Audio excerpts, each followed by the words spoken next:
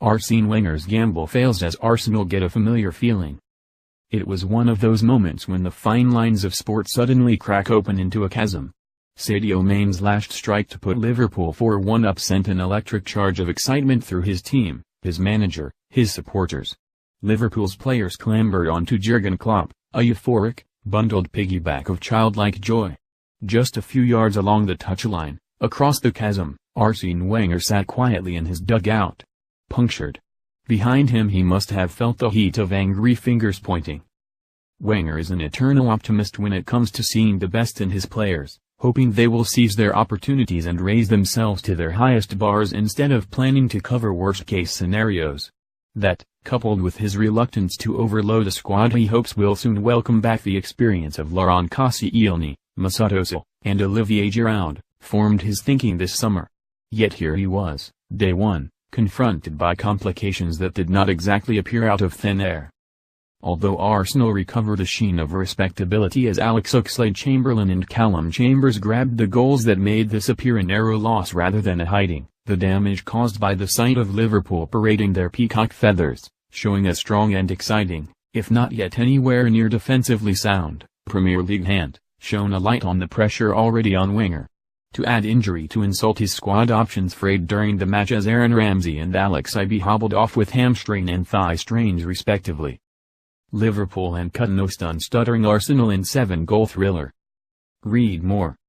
Arsenal have been here before with roosting chickens very much at home at the Emirates on day one of a new campaign.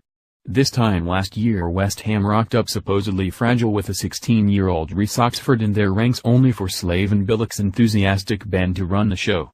A couple of seasons before Aston Villa, with no particular pretensions for a great time, picked off Arsenal to win 3-1.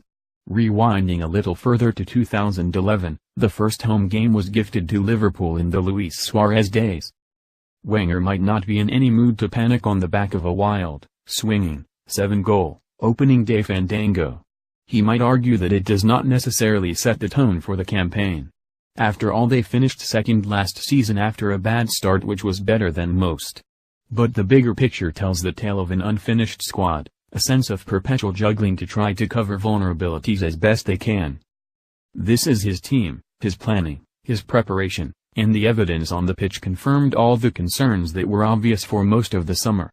Danny Welbeck was injured last May, leaving them short up front. Per Mertesacker was operated on a few weeks ago, requiring attention to a department which was exacerbated when Gabriel damaged ligaments. After taking the lead through Theo Walcott during a comfortable enough opening, Arsenal were blitzed in a 13-minute period where Klopp's team zipped and passed and shot and left them spellbound. All of the Liverpool goals were sensational in execution.